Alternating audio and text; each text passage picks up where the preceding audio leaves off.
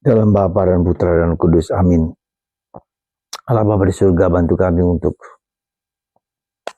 menyempurnakan kantong hati kami, supaya semakin suci dan murni. Terpujilah nama-Mu dan sepanjang segala masa, amin. Para saudara, orang Farisi mengecam Yesus karena para murid-muridnya tidak berpuasa dan tidak berdoa seperti halnya orang-orang Yahudi dan para murid Yohanes. Yesus memberikan perumpamaan tentang dua hal untuk menjawab tuduhan itu. Pertama, Yesus mengatakan bahwa pakaian kita ini kalau sudah tua dan robek, lalu digantikan dengan kain baru untuk dijahitkan, maka kain lama itu akan cepat rusak, ya, karena harus dijahit kembali. Lalu yang kedua, perumpamaan tentang anggur. Anggur itu dulu tidak ada plastik, tidak ada untuk menyimpannya, tidak ada plastik dan tidak ada botol gitu kan. Nah, maka dipakai kulit dari binatang, ya. Nah, karena terus-terusan dipakai dan terus-terusan akhirnya menjadi lapuk, ya, menjadi berkurang kekuatannya sehingga cepat bocor. Nah, Yesus mau mengatakan apa? Bahwa anggur baru harus ditempatkan kepada kantong yang baru. Kalau kantong lama, maka lama-kelamaan akan rusak, akan bocor. Nah, ini suatu simbol dari hidup kita sendiri.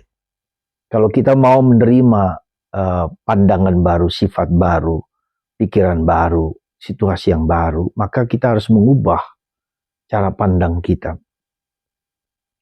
Kita harus mengubah mindset kita. Dan ini akan sangat kita sadari ketika kita mau belajar pada sesuatu yang baru, ya. Misalnya contoh, ya. Salah satu contoh yang saya alami sendiri, ya. Saya punya penyakit diabetes. Lama sekali saya bisa mengatasinya karena ada 3 faktor yang seringkali terjadi adalah pola makan, pola olahraga, dan pola obat. Tetapi ketika karena terutama pola olahraga ini, ya, ketika tidak berubah pikiranmu, kita tidak akan mempraktekkan misalnya jalan sampai 5.000 langkah, 3.000 sampai 5.000 langkah terus setiap hari harus gerak badan kita. Karena ada cenderungan ketika diabetes sulit bergerak. Nah, tetapi ketika pikiran kita itu tidak berubah, mindsetnya tidak berubah, tetap aja akan terus sakit terus. Nah, mindset inilah yang menurut saya yang cukup menentukan di dalam pertobatan dan pembaharuan hidup. Contoh lain misalnya, saya punya 12 anak postulan yang baru, ya.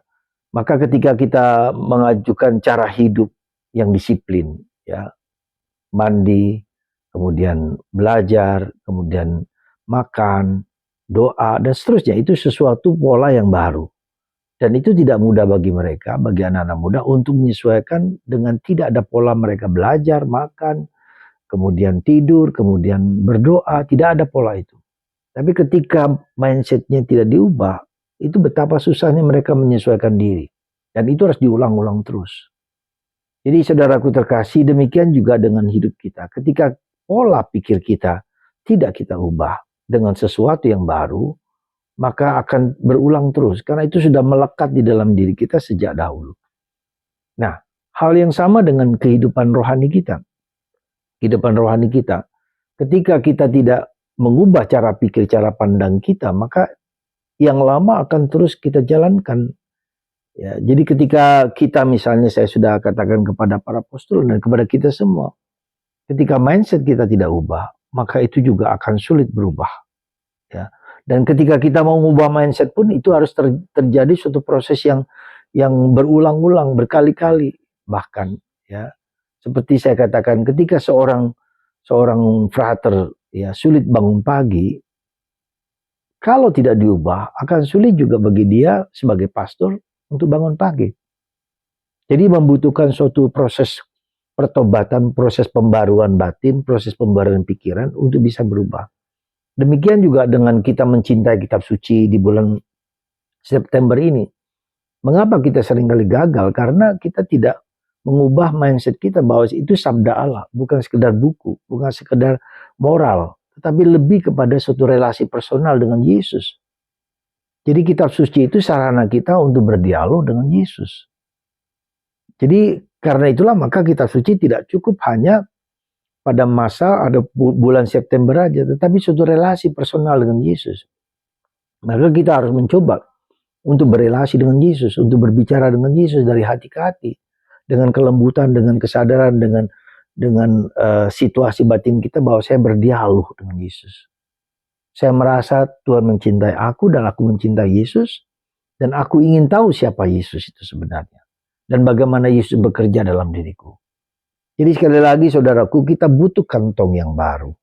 Artinya apa? Kita butuh suatu mentalitas, ya, suatu mentalitas, suatu cara pikir, cara pandang yang baru dalam menerima sesuatu. Nah, sekarang misalnya saya mau katakan kitab suci.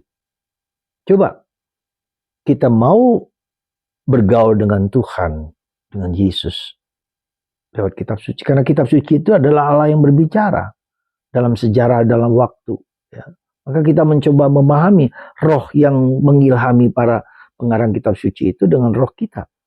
Apa maksud roh Allah itu dengan cerita ini, dengan kisah ini? Seperti yang sekarang ini kita baca, kita dengarkan tentang kantong baru dan kain yang baru.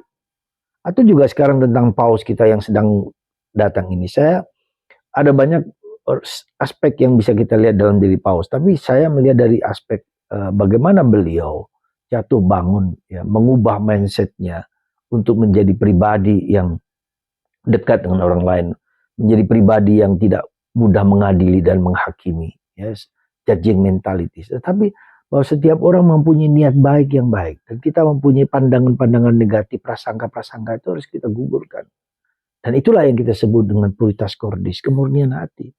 Beliau sangat murni hati, mereka sangat rendah hati, karena siapalah aku ini sehingga aku dapat mengadili Tuhan, mengadili orang lain. Seperti kata Paulus sendiri. Maka mari kita belajar dan belajar dan belajar untuk melepaskan prasangka-prasangka kita.